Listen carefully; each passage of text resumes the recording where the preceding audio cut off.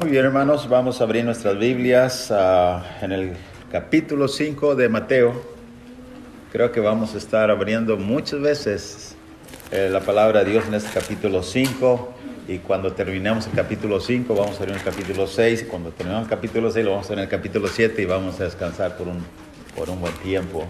El reto que pretendo, hermanos, que he iniciado es predicar de los 3 capítulos, de todos los 3 capítulos, que usted tenga una idea clara de lo que Jesús enseñó sobre el monte, llamado muchas veces el Sermón del Monte, compuesto por muchos subtemas. Desde el día que inicié esta serie de lecciones estoy muy entusiasmado. Espero que no solamente yo, sino todos, y podamos estar dispuestos de comprender que realmente no hemos entendido en su totalidad lo que Jesús quiso decir mientras estaba en este monte enseñando. Y también, hermanos, la idea es que descubramos aquello que no hemos descubierto. Yo sé que cuando se comprende bien estos temas, incomodan. A mí me han incomodado mucho y me han puesto relativamente en una posición que yo creía estar, lo cual no estaba. Entonces, en realidad quiero que el Señor me baje a las partes más bajas, me despoje y me haga la persona más pobre. Eso quiero ahora, porque he descubierto que en esta lección, especialmente en las bienaventuranzas, hay cosas, hermanos, hay valores de lecciones sobre el monte que son incontables. Hay una comparación, como decía, muy marcada de la lección del Sermón del Monte y en el monte, la primera adoración en el monte Sinaí. Recuerda eso en el libro de Éxodo.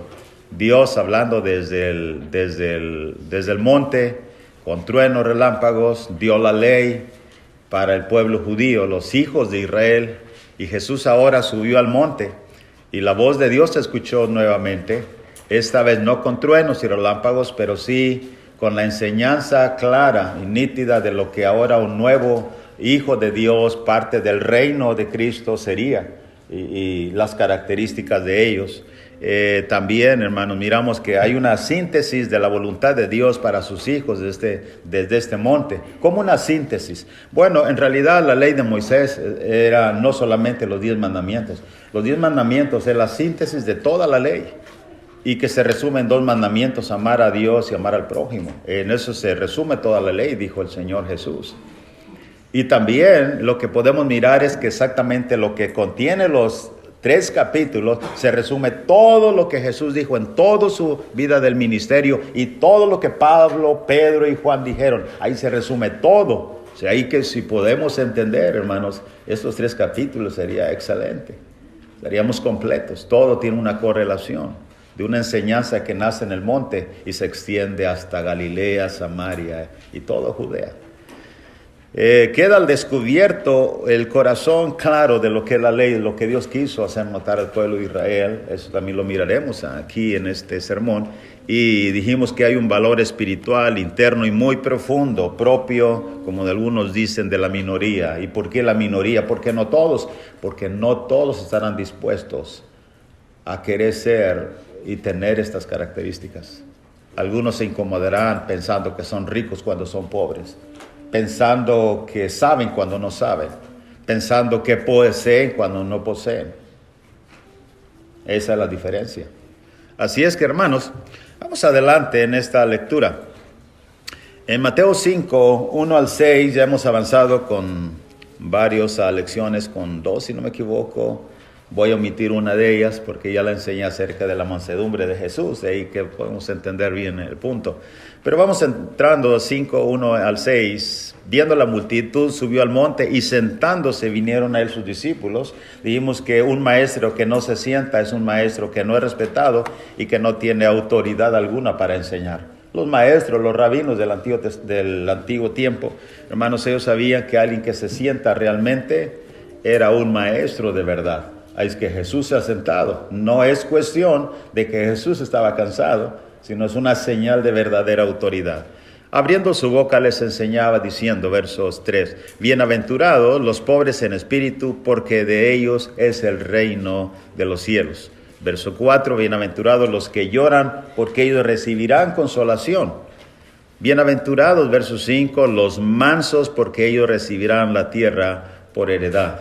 Y versículo 6, bienaventurados los que tienen hambre y sed de justicia, porque ellos serán saciados.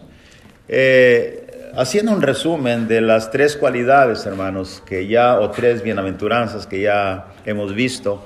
Los pobres en espíritu, dijimos que la palabra pobre, hermanos, es una palabra profunda que denota no simplemente escasez material, sino la palabra pobre significa una persona totalmente desprovista. Y este caso no es el caso de cosas materiales, sino en el aspecto espiritual. Bienaventurados los pobres en espíritu. Los pobres en espíritu, ellos descubren que están en bancarrota, no tienen ni poseen absolutamente nada. La palabra, hermanos, ahí, pobres dijimos que es una persona encorvada y que permanece en alguna parte, en un rincón de una calle, ciudad, y pidiendo, mendigando. De ahí que no es una persona solamente pobre, en el original, la palabra original no aparece simplemente una persona pobre o carente, es una persona que pide, que ruega, que extiende su mano y está mendigando. Y eso, hermanos, en efecto es el hombre que descubre que en realidad no tiene nada de sí mismo. Todo es de Dios y para Dios. De ahí que descubre que es pobre en espíritu y está en bancarrota total. También miramos que bienaventurados, dijo Jesús, los que lloran, ellos reciben consolación. Los que lloran son aquellos que lloran por su pecado y se humillan. En esta parte Jesús hizo énfasis, hermanos, que lloran, y la palabra llorar, dijimos que aparece varios significados en el original griego, y aquí la palabra llorar es aquel llanto profundo, como cuando alguien pierde un ser querido. Como cuando, hermanos, recuerda usted que Jacob se dio cuenta que su hijo tal vez había sido devorado por alguna fiera, y dice que lloró y no permitió que le consolaran. No recibió ni agua ni alimento. ¿Ha usted perdido a un ser querido alguna vez? ¿Sabe el dolor profundo que se siente en el alma? Es de ese llanto Jesús está hablando. Pero ahora ese llanto es proveniente simplemente de entender que somos hombres imperfectos y pecadores. La persona perfecta aquí no entra. La persona dichosa, bienaventurada, hoy en día, según la filosofía del mundo, dijimos que es aquella que no llora, que ríe. Es la exitosa, la que posee, la que triunfa. Pero Jesús está hablando de una bienaventuranza, una dicha felicidad que el mundo no puede entender. Sus discípulos, los candidatos del reino, sí la entienden. Son aquellos que lloran por su pecado. Una tristeza que causa no según el mundo, sino según Dios. Los mansos, cuando aprendimos acerca de Jesús, su humildad y su mansedumbre, miramos, hermanos, que una persona mansa no es una persona carente de poder. No, es una persona simplemente que frena su ímpetu, tiene el dominio propio. Jesús dijo, ¿no sabes que acaso puedo yo orar y Dios mandaría más de 12 legiones de ángeles? Moisés mismo era una persona mansa, pero Moisés mismo mató a un egipcio al defender a uno de los suyos. De ahí, hermanos, que no es una persona dejada, es una persona que tiene el control y somete su voluntad a Dios. Ahora, hermanos, Jesús ahora nos habla acerca de otra bienaventuranza, de la persona que realmente es feliz. Y la persona aquí, según la palabra de Dios, son aquellos que tienen hambre y sed de justicia. Un pobre y humillado va a tener hambre. Muchos concuerdan que las bienaventuranzas son una forma progresiva y que están hablando de la misma persona. Así que una persona pobre y humilde y sumisa, escuche bien, va a tener hambre y va a tener un hambre profunda. Porque aquí la palabra hambre está en el original también de una manera intensa. Una persona que realmente tiene hambre y sed. Hermanos, amigo oyente, ¿usted ha tenido hambre intensa y sed intensa alguna vez? Yo no recuerdo la última vez que sentí un hambre o una sed intensa. Pero sí sé una cosa. Las personas que escuchan la palabra hambre y sed intensamente, de una forma literal hablando, hermanos, van a poder entender esta lección. cuando la aplican en un sentido profundo en el alma, su espíritu. Ha habido algunas personas que han emigrado a este país a través del tiempo. Y hay algunas anécdotas de personas que han viajado durante la noche y están caminando durante días, y hay personas que se les agota el alimento y de pronto no hay nada más que tomar, ni beber, ni comer. Cuenta una persona que ahora vive en este país que él sintió tanta hambre después de 3 días sin probar totalmente alimento. Dice que tropezó con unas pequeñas bolas que estaban abajo de sus pies. Y él dijo, esto es fruta. Lo levantó y lo comió como si fuera una manzana más dulce del mundo. ¿Sabe qué era? Era una cebolla. Y la comió y se sació. ¿Ha usted tenido hambre alguna vez? Una hambre intensa, una sed intensa. Jesús está hablando, pero en un sentido espiritual. Ahora él dice que las personas bienaventurados son dichosos y felices las personas que tienen una hambre y sed de justicia. Usted y yo entenderemos qué es esta bienaventuranza y en qué consiste cuando nos enfocamos en qué consiste esa hambre y en qué consiste esa sed. Lo que significa, hermanos, es que Jesús está diciendo hambre y sed no de comida, sino de justicia. Ahora, ¿usted entiende la palabra justicia? Si no la entiende, déjeme decirle una cosa, que a través de la Biblia, el Nuevo Testamento especialmente, también el Antiguo, aparece en la palabra justicia cientos de veces. Pero la palabra justicia no significa lo mismo en todos los textos de la Biblia.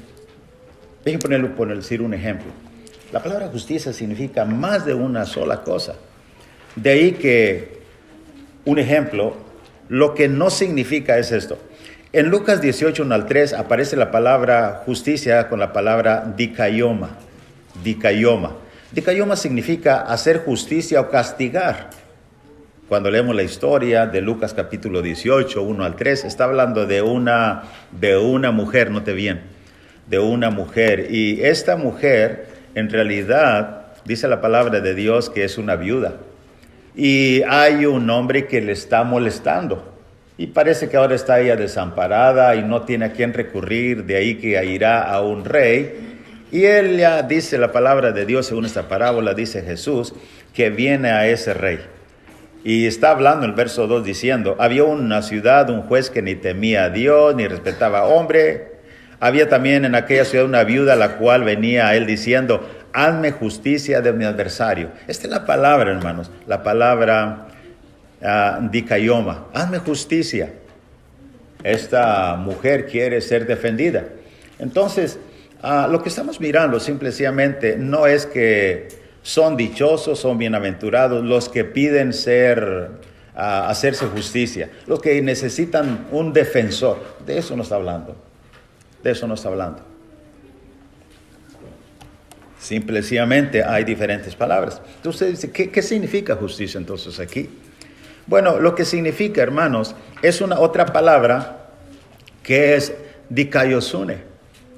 Justicia dikaiosune. Usted dice, ¿y qué es justicia dikaiosune? Justicia dikaiosune significa todo aquello que ha sido señalado por Dios para que sea obedecido y cumplido por los seres humanos. Esta palabra dikaiosune aparece varias veces en la Biblia. Una de ellas es en el caso cuando Jesús vino al río Jordán para ser bautizado por Juan el Bautista. Jesús usó esta palabra. De ahí que cuando llega, dice el verso 13 de Mateo 3, que entonces Jesús vino de Galilea a Juan al Jordán para ser bautizado por él. Mas Juan se le oponía diciendo, yo necesito ser bautizado por ti, y tú vienes a mí, Señor. Pero note bien lo que Jesús contestó. Pero Jesús le respondió, deja ahora, porque así conviene que cumplamos toda justicia. Conviene que cumplamos, dijo Yosume. Entonces le dejó. ¿Sabe una cosa? Juan entendió lo que muchos hoy no entienden. Juan entendió que al decir dikaiosune, Jesús estaba diciendo, deja porque así conviene que cumplamos toda la voluntad que Dios designó que el hombre cumpla. Juan inmediatamente lo dejó. Hoy en día hay un gran error. Yo recuerdo los primeros meses de mi cristianismo y yo cometí un error y lo confieso públicamente. Porque yo pensé que cuando Jesús estaba diciendo, deja que cumplamos toda justicia, entonces yo pensé y creí que Jesús estaba diciendo, yo debo bautizarme porque es justo, porque si voy a mandar que todos mis seguidores se bauticen, pues es justo que yo me bautice. ¿Y qué cosa tan ignorante? Pero eso no es lo que la Biblia enseña. Jesús lo que está diciendo, deja Juan, así que conviene que cumplamos toda la voluntad designada por Dios para que el hombre la cumpla. Y esa voluntad estaba bajo la ley. Así que Él vino a cumplir la ley. Deja que cumplamos toda la voluntad de Dios. Entonces Juan entendió y escuchó la palabra griega, dijo Juan, entonces está bien, adelante, te bautizo. Así que hermanos, lo que estamos mirando hoy sencillamente es que cuando Jesús está diciendo, bienaventurados, dichosos son felices las personas que tienen hambre y sed de justicia, hambre y sed de hacer la voluntad de Dios, todo aquello que conforma a hacer la voluntad de Dios. Esto es una persona dichosa y feliz. Hambre y sed intenso por hacer la voluntad de Dios, según el verso 6. Ahora, hermanos, ¿sabe usted que el pobre en espíritu tiene hambre y sed? Los ricos no sienten hambre porque ellos están saciados, ¿sabía eso? Ahora, ¿cuáles son los ricos hablando espiritualmente? Usted puede decir, hermano, yo no tengo más que una pequeña cantidad en el banco. Es más posible, usted diga, yo ni siquiera cuenta tengo en el banco. De ahí que yo soy la persona más pobre. Pero usted haciendo referencia al aspecto material. Pero ¿qué del aspecto espiritual? ¿Realmente usted tiene hambre y sed? ¿Se siente una persona pobre? Esa es la pregunta. Porque si es así, usted tiene una hambre intensa de hacer lo que Dios manda. Quiere saberlo y quiere hacerlo. Porque los ricos no tienen esa hambre porque se sienten ellos suficientes. Y déjeme decirle, hermanos, que no hablaremos fuera del contexto más que bajo el mismo texto. Jesús cuando dice que bienaventurados los pobres en espíritu, bienaventurados los mansos, y ahora dice bienaventurados los que tienen hambre y sed de justicia, había algunos que estaban escuchando que ellos no tenían hambre y sed de justicia. ¿Sabe quiénes eran? Los fariseos. Los fariseos no tenían hambre y sed. Y basta simplemente mirar las páginas sagradas de la palabra de Dios bajo el Nuevo Testamento para mirar que en efecto los fariseos no tenían nada de hambre. En otras palabras, nada de voluntad y deseo vehemente de querer hacer la voluntad de Dios, puesto que Jesús dijo en Mateo 23, verso 1 al 3, le habla a la gente y dice a sus discípulos, les dice, en la cátedra de Moisés se sientan los escribas y fariseos. Así que todo lo que os digan, guardadlo y hacedlo, mas no hagáis conforme a sus obras, porque dicen y no hacen. Cuando usted lee en la cátedra de Moisés, se sientan los escribas y fariseos, una forma metafórica, porque Jesús se sentó, y todos los rabinos se sentaban y enseñaban con autoridad, los que se sentaban, hemos dicho. De ahí que los escribas y fariseos no es que ponían la ley y los se sentaban sobre la ley. No, eso no es literal. Lo que ellos se sentaban a enseñar, ¿y qué enseñaban? Sobre la ley. Y es lo que Jesús está diciendo de una forma metafórica. Pero ¿sabe una cosa? Ellos en realidad decían y no hacían. Eso es no tener hambre y sed de justicia. Sed y hambre de querer hacer la voluntad de Dios. Es más, en Mateo 23, verso 4, agrega el Señor Jesús una cosa y dice, porque atan cargas pesadas y difíciles de llevar y las ponen sobre los hombros de los hombres, pero ellos ni con un dedo quieren moverlas. Así Jesús cataloga a estos hombres. Son hombres que se sienten ricos, no pobres. Son hombres que no están dispuestos a llorar por sus pecados. Y son hombres que si no son pobres, entonces ellos no van a mendigar. Ellos no tienen hambre y sed y no van a pedir porque se sienten autosuficientes. Ni con un dedo quieren moverlos. Hermanos, ellos ponían mucho énfasis en lo externo. Y Jesús ahora, el Sermón del Monte, está hablando de cosas internas. Por eso dije que si hay alguien que me está escuchando y dice, hermano, no le entiendo, escuche bien esto y con todo respeto lo diré. Es posible que usted no está mirándose hacia adentro, hacia su corazón. Usted está mirando con los ojos, está oyendo con los oídos, pero no está mirando hacia adentro, su estructura espiritual, su persona. No está mirando su carácter interno. Y eso es lo que Jesús hace precisamente en esta lección. Así que ellos eran muy, muy superficiales. Siguiendo la lectura de Mateo 23, versos 5 al 7, añade y dice así: antes hacen todas sus obras para ser vistos por los hombres,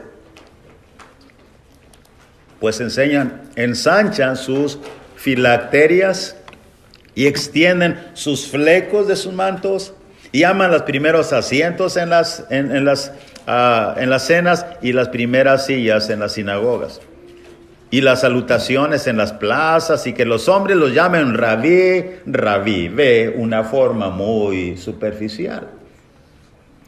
Hermanos, ellos sencillamente no tenían hambre y sed de justicia, porque lo que les llenaban era la obediencia. ¿A qué cosa? ¿A la voluntad de Dios del Antiguo Testamento? No, a sus tradiciones. Hoy en día puede haber hombres y personas y mujeres en el cristianismo que los llenan, es que siempre hemos hecho así. Es que es la costumbre, es que las iglesias han hecho así, aferrándose a costumbres y no mandamientos del Nuevo Testamento, sintiéndose autosuficientes porque han hecho ciertas tradiciones que los cristianismos no han hecho. Así eran los escribas y fariseos. Ellos simplemente se enorgullecían de inclusive no comer cuando venían de la plaza si no se lavaban las manos. Y limpiaban lo del vaso en una forma escrupulosa porque ellos se sentían muy, muy santos y muy limpios. No querían contaminarse en absoluto. Ellos, hermanos, se sentían una libertad que estaba lejos de experimentarla. Ellos decían: somos hijos de Abraham, jamás hemos sido esclavos de nadie, cuando eran los esclavos más viles y miserables del tiempo de Jesús. En Juan 8, verso 31 al 33, dijo entonces Jesús a los judíos que habían creído en él: si vosotros permaneciereis en mi palabra, seréis verdaderamente mis discípulos, y conoceréis la verdad, y la verdad os hará libres. ¿Cuál fue el efecto en ellos? Note bien el versículo 33. Le respondieron: linaje de Abraham somos, y jamás hemos sido esclavos de nadie. ¿Cómo dices tú, seréis libres? ¿Ve eso? Esta es una persona que tiene hambre y sed, porque se siente pobre y miserable en el aspecto espiritual, necesitada de Dios. No, una persona esclava. Así que, hermanos, sería muy bien como figurar como la iglesia en Apocalipsis. Los cristianos de la iglesia en Apocalipsis. Ellos, dice un Apocalipsis 3:17, Jesús dice: pero tú dices: soy rico y me he enriquecido y de ninguna cosa tengo necesidad. Y no sabes que eres un desventurado, miserable, pobre, ciego y desnudo. La palabra pobre hace énfasis a eso. Pero tú no lo sabes. Eres, pero no lo sabes. Por eso decía, hermanos, aquí se trata no solamente de saber cómo puedo yo ser pobre, hermano. No, se trata de que descubras tu pobreza, descubras tu necesidad y derrame las lágrimas en realidad por lo pecaminoso que somos. Note bien lo que el versículo 18 dice el Señor: por tanto, yo te aconsejo que de mí compres oro refinado en fuego, para que sea rico, y vestiduras blancas para que veas, para vestirte, y que no se descubra la vergüenza de tu desnudez. Y unge tus ojos con colirio para que veas, porque eres ciego. ¿Ve eso? ¿Cómo se ve los cristianos de la Odisea? Y cómo Jesús miraba a los cristianos de la Odisea. De ahí, hermanos, con razón, los fariseos no tenían hambre y sed. Ellos no estaban necesitados, según ellos. Es por eso que Jesús dijo esto. Usted va a comprender ahora esto y abra su mente. Mire lo que Jesús dijo acerca de ellos, Mateo 5:20. Porque os digo que si vuestra justicia no fuere mayor que de los escribas y fariseos, no entraréis en el reino de los cielos. ¿Notó eso? ¿Qué está diciendo el Señor Jesús? Bajo el contexto, si tú no tienes hambre y sed de hacer la voluntad de Dios, simple y sencillamente no entras al reino de los cielos, porque no es mayor que de los escribas y fariseos. Los escribas y fariseos, ellos no tienen hambre y no tienen sed. ¿Ve eso? Oh, hermanos, yo quiero decirles ahora que Jesús, aunque era rico en espíritu, nos muestra cómo tener hambre y sed de justicia. Eso no necesitaba, porque él no fue pobre espiritualmente en lo absoluto. Él, de hecho, Pablo dijo que él, siendo rico, se hizo pobre para enriquecer a muchos. ¿Enriquecernos de qué aspecto económico? No, en el aspecto espiritual. Nos dio riqueza, según Efesios capítulo 1, dio una herencia, nos dio perdón de pecado, la esperanza de ir al cielo, potestad de ser llamados hechos hijos de Dios, Juan 1:12, 11 y 12, etcétera, etcétera. Somos ricos. Pero Él, hermano, nos da el ejemplo de cómo tener hambre y cómo tener sed. Vea esto. En Juan 9, verso 3 al 6, especialmente el verso 4, Jesús dijo: me es necesario hacer las obras del que me envió. Y es que había un ciego de nacimiento, el discípulo del Señor. ¿Quién pecó este o sus padres para que haya nacido así? Él dijo en el verso 3, no es que pecó este ni sus padres, sino para que las obras de Dios se manifiesten en él. Estamos hablando cómo Jesús tomó el hecho de hacer la voluntad del Padre. Bueno, note lo que él está diciendo, verso 4.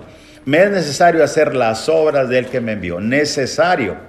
La palabra necesario es algo que no puede evadir el ser humano. Necesario. Y luego él, hermanos, termina diciendo: entre tanto que estoy en el mundo, luz soy del mundo. Y dicho esto, verso 6, empezó a hacer su obra. Bueno, en Mateo 16, verso 21-22, dice el 21, desde entonces comenzó Jesús a declarar a sus discípulos que le era necesario ir a Jerusalén. Pedro, con sus palabras argumentativas y persuasivas, trató de desviarlo. ¿Logró? No. Hay cosas que son necesarias que hacer. Y Jesús estaba dispuesto a hacerlo.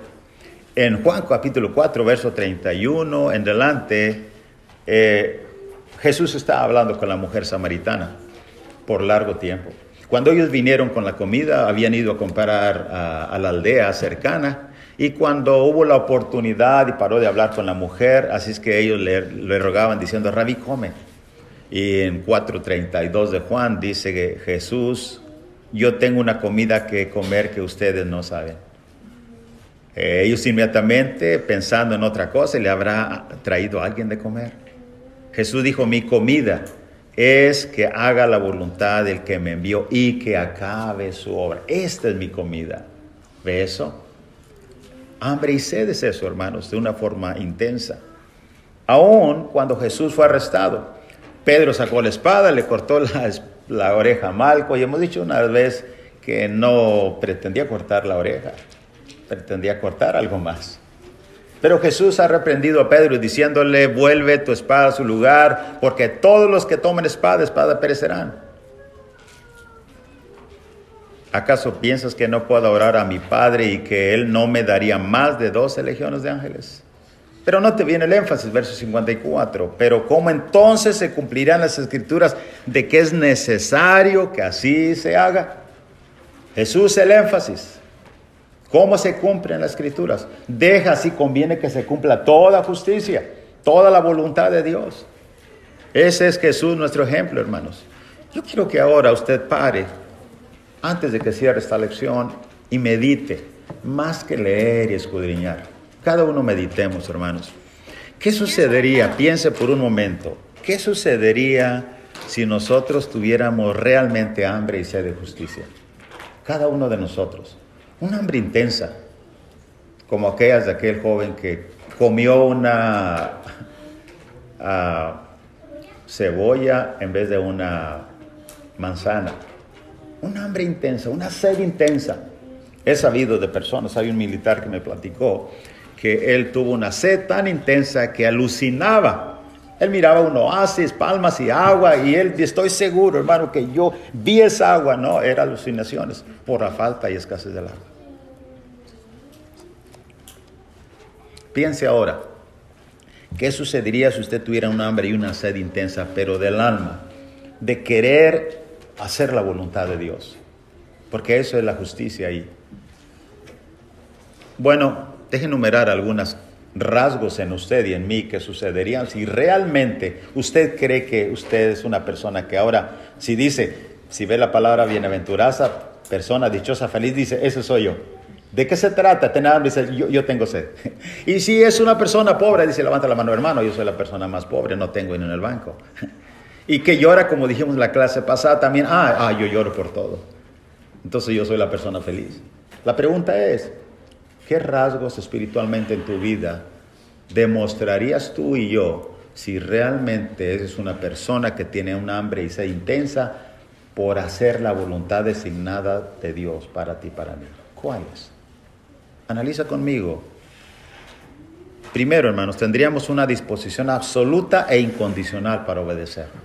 Cuando digo una disposición absoluta, me refiero a esa palabra que Pablo dijo cuando fue derribado de su cabalgadura o de donde haya sido derribado.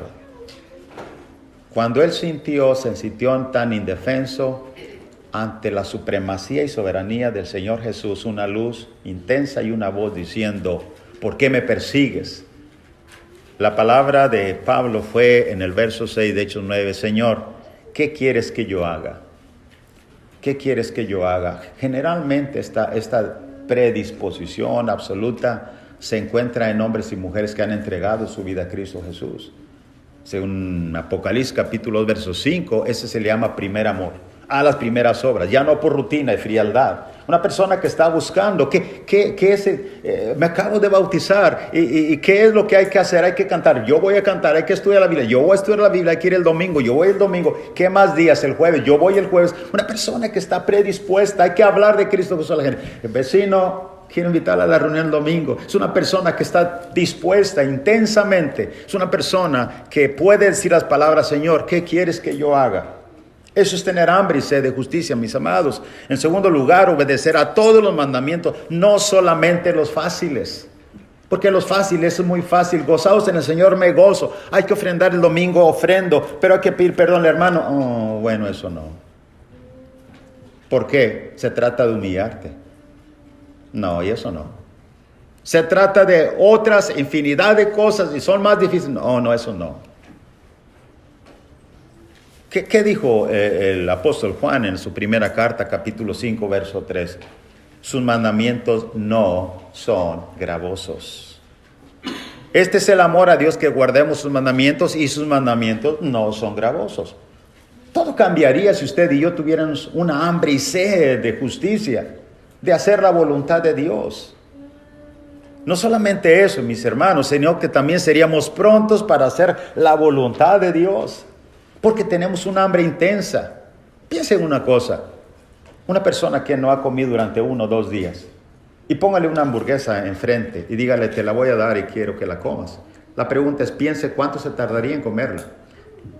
¿Tardaría en tomarla y comerla? ¿Lo haría con pereza? ¿Llevaría su hamburguesa a su boca? La respuesta es no. Así que una persona que espiritualmente tiene hambre y sed de justicia está buscando qué es lo que Dios quiere que nosotros hagamos. Y Pablo dijera, recordando en Romanos 12:11, lo que requiere diligencia, no perezosos, fervientes en espíritu, sirviendo al Señor. De ahí, hermanos, que no solamente vendríamos a la reunión, sino que vendríamos gozosos y corriendo, porque eso es lo que Dios quiere. Tengo hambre y sed de hacer la voluntad de Dios. Ofrendaríamos generosamente. Llegaremos a tiempo. No me perdería un servicio, no me perdería una lección, una clase bíblica, jamás excusada por nada, porque para eso es mi todo. ¿Por qué? Porque soy la persona más pobre y he encontrado lo que me va a saciar. ¿Me explico? Hermanos, nuestra vida cambiaría. Por último, ¿eres tú un miembro del reino de Cristo? Si eres, entonces la pregunta es, ¿eres pobre y lloras? ¿Sujetas tu voluntad a Dios como una persona mansa, como lo hizo Jesús y lo hizo Moisés? ¿O lo que es más? ¿Qué tanta hambre y sed tienes de hacer la voluntad de Dios? ¿Tienes hambre y sed de justicia, como Jesús dice? Eres la persona más afortunada. Tu felicidad no está en otras áreas. Tu felicidad está en hacer la voluntad de Dios, y lo que te sacia es precisamente hacer la voluntad de Dios en este mundo. ¿Eres tú una persona con hambre y sed de justicia? ¿O eres tú un candidato al reino de Cristo Jesús? Dice, hermano, yo no soy miembro de la iglesia. Eres un candidato. ¿Qué tanta hambre y sed de hacer la voluntad de Dios tienes? el confesar y ser bautizado y hacer los demás mandamientos que hay que cumplir para convertirse en un cristiano, se te son gravosos, se te hacen difíciles. Tú no tienes hambre y sed de justicia. Pero si tú tuvieses un poco de esa hambre, tú en esta misma mañana pedirías que te tomen la confesión y dirías, creo que Jesucristo el Hijo de Dios.